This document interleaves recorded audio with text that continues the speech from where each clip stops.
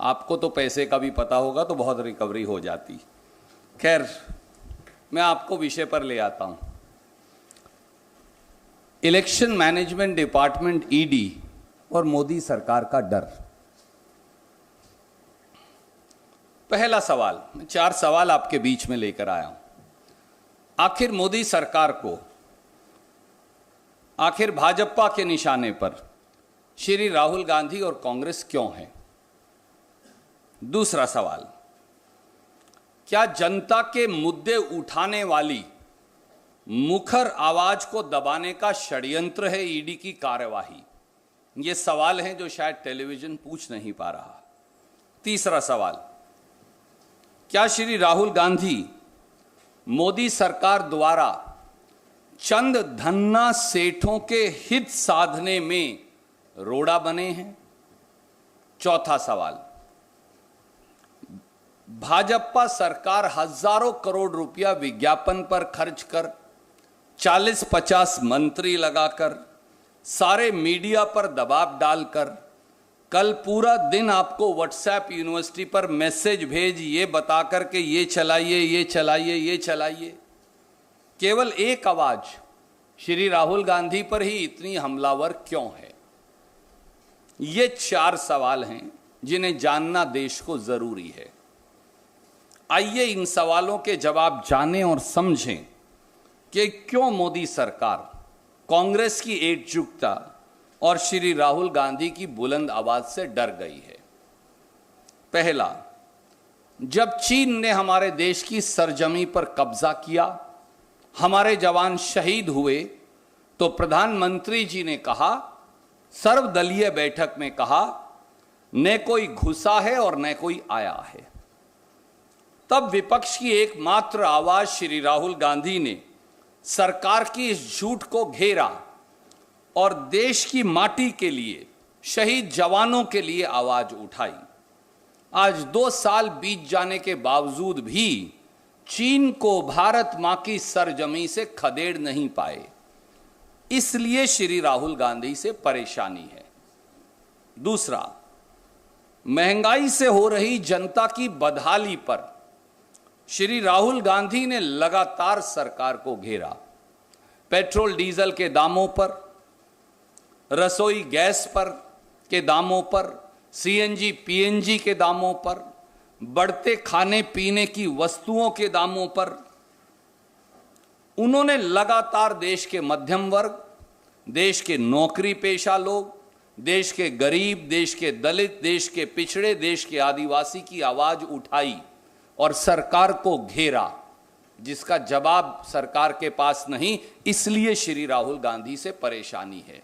तीसरा, डूबती अर्थव्यवस्था और गिरते रुपये को लेकर, एमएसएमई की बदहाली को लेकर, छिनती नौकरियों को लेकर, चौतरफा 45 साल की सबसे भयंकर बेरोजगारी को लेकर, युवाओं के गुस्से को लेकर श्री राहुल गांधी ने सवालों की झड़ी लगाकर मोदी सरकार को घेरा, इसलिए श्री राहुल गांधी से परेशानी है।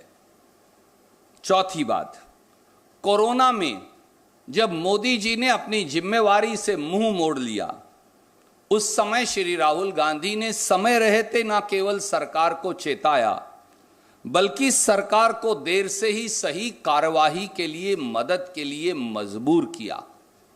जब सरकार कोरोना के टीके से हजारों करोड़ का मुनाफा प्राइवेट कंपनियों को कमवा रही थी, तो श्री राहुल गांधी ने सरकार को बाध्य किया कि टीकाकरण मुफ्त हो, जो करने पर वो मजबूर हुए। जब लाखों मजदूर हजारों किलोमीटर पैदल चलकर अपने घर जाने को मजबूर थे, तो सरकार को कटघरे में खड़ा करने वाली आवाज का नाम श्री राहुल गांधी है, इसलिए श्री राहुल गांधी से परेशानी है।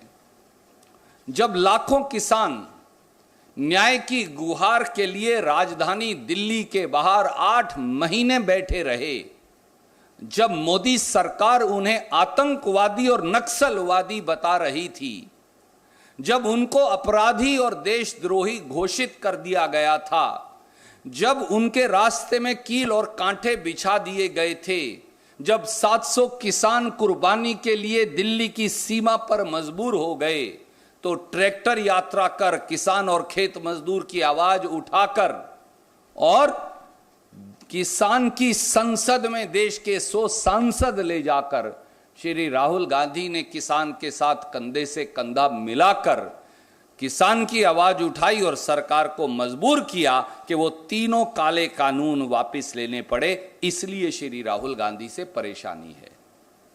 देश में नफरत के माहौल के खिलाफ, भाईचारे व अनेकता में एकता के विचार के लिए एकमात्र आवाज जिसने सरकार की आंख में आंख डालकर कहा कि धर्मांधता और एक विषैले बंटवारे से ये देश और नफरत से इस देश का भला नहीं हो सकता, वे श्री राहुल गांधी हैं।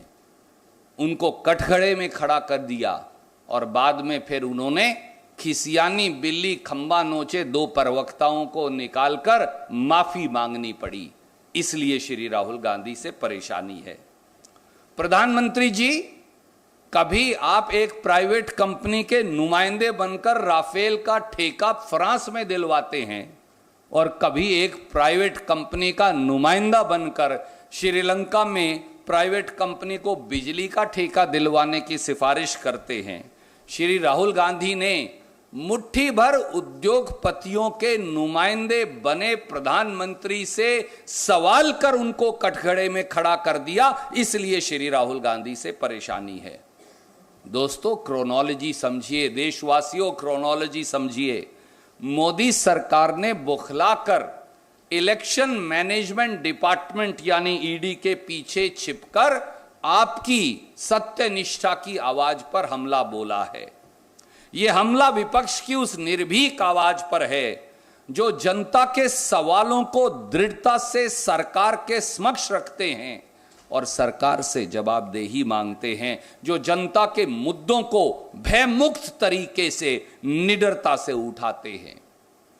भाजपाई सत्ता की एजेंसियों के डर से कितने ही लोगों ने समझौता कर लिया, भाजपा में माफीनामा देकर शामिल हो गए, दूध के धुले बन गए।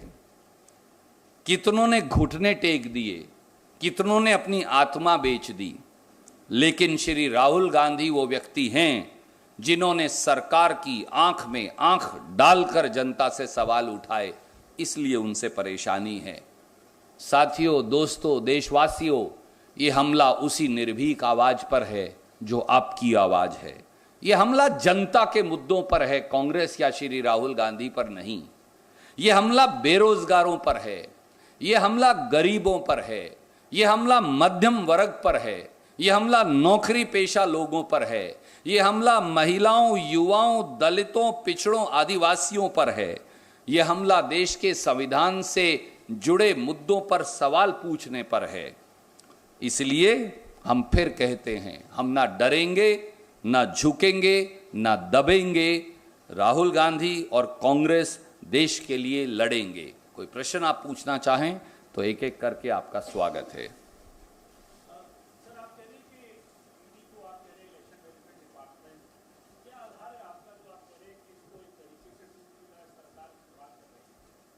आदरणीय मित्र, ये बताइए, हेमंता बिस्वा शर्मा जी जब कांग्रेस में थे तो लुई बर्गर केस में, शारदा घोटाले में उन्हें ईडी और सीबीआई ने बुलाया या नहीं बुलाया?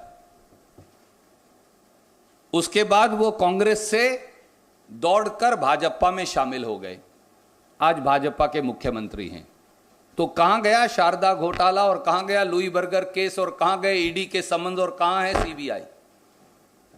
कर्नाटक के मुख्यमंत्री, पूर्व मुख्यमंत्री माननीय येदियुरप्पा साहब, उन पर ईडी का केस दर्ज है या नहीं दर्ज है?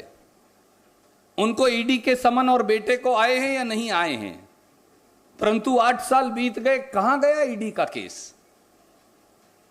नारायण राणे जी जब कांग्रेस में थे तो उन पर रेड हुई, ईडी और इनकम टैक्स के मुकदमे दर्ज हुए, फिर नारायण राणे जी बीजेपी में शामिल हो गए। अब वो पाक साफ है, ना ईडी का केस रहा ना सीबीआई का मुकदमा रहा। सोमेन मित्रा जी, याद करिए सोमेन मित्रा जी। बिल्कुल, तो साफ तौर पर आपने देखा कि कैसे कांग्रेस मुख्यालय में इस वक्त प्रेस कॉन्फ्रेंस चल रही है और आरोप प्रत्यारोप का दौर जारी है। इस बड़ी खबर पर लगातार हमारी नजर बनी रहेगी, लेकिन वक्त हो चला है छोटे से ब्रेक का, जल्द लौटेंगे। Presenting V News app available on Google Play and App Store. Download it now.